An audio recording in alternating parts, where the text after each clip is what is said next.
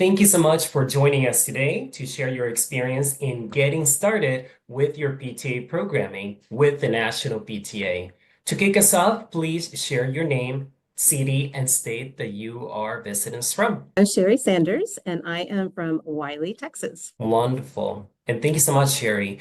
Just as one initial crucial question, what resources or communication outlets did you use when you were informing about your opportunities, any updates regarding your program? That's such a great question. A lot of times it's hard to get started to know where that beginning point should be.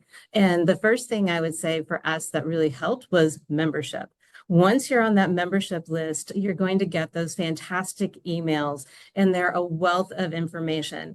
I think it's important to check on this little technical piece. Make sure it could be going in your promotions box, it could be going in your social box. So make sure you are getting those emails, first of all, because you don't want to miss out on that information.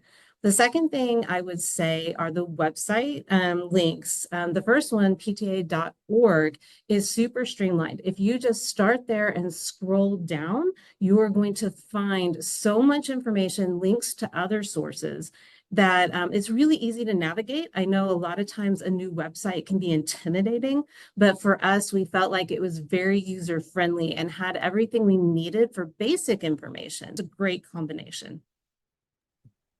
I would like to lean into our second question. How do your PTA seek input from your whole community to learn about what the National PTA initiatives or programs were most needed or of their interest? And this can be other surveys, focus groups, any listening sessions. What do you think? A great question. I'm coming from most recently a high school perspective. And so, first of all, because we have so much going on campus, we really like to work closely with our administration, with our club leaders to find out what's happening already on campus, where they see the gaps and where they think PTA can add value. We're also huge fans of data. So we did engage in the School of Excellence program again this year, and we sent out our survey, and that provided wonderful information about both what we were doing well and where the gaps were. So that helped us kind of figure out what were the national PTA activities or programs we wanted to use to keep doing things well, in addition to closing those gaps. That in consideration, to go with our last question, when you were building or you were planning with your team for the initiative for the program, how did you ensure that your team represented the diverse perspectives of your school community? Because we're there to represent every student and to be the voice of the entire campus. So we have to make sure that we're connecting, and making those connections can be difficult.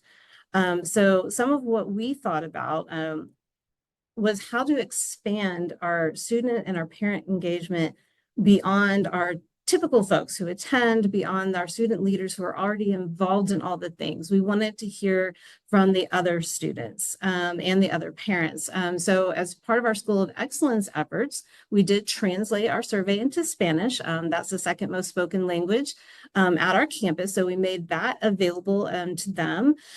We also made sure that we were communicating through different outlets. We put up bulletin boards at school. You think, wow, that's so old school, right? Everything comes through social media now.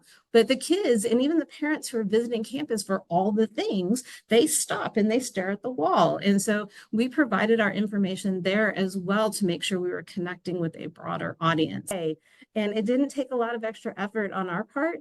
It took seeking information from the different groups on campus, making sure that we were being inclusive, and then not being afraid to trust some kiddos and some adults that we didn't really know that well to bring the information back to our same community rather than us having to lead that. And it was just such a fantastic result. It led to increases in our membership because they could see what we were doing, along with some other events that we host.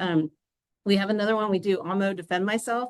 And this kind of came out of an idea out of National PTA dialogue and a Facebook page, and a self-defense class. And we had 2 boys sign up. It's typically a female attended event, and they were there to support each other. They didn't care about, any kind of conversations or what it might look like, if you will, because, you know, there's a lot of physicality in it, and because they were just there to learn how to protect themselves and to protect others.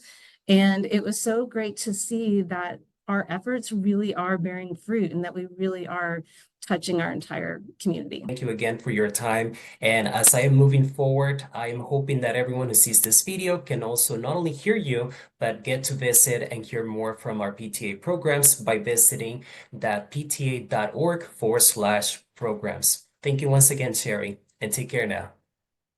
Thank you for the opportunity. It was a pleasure.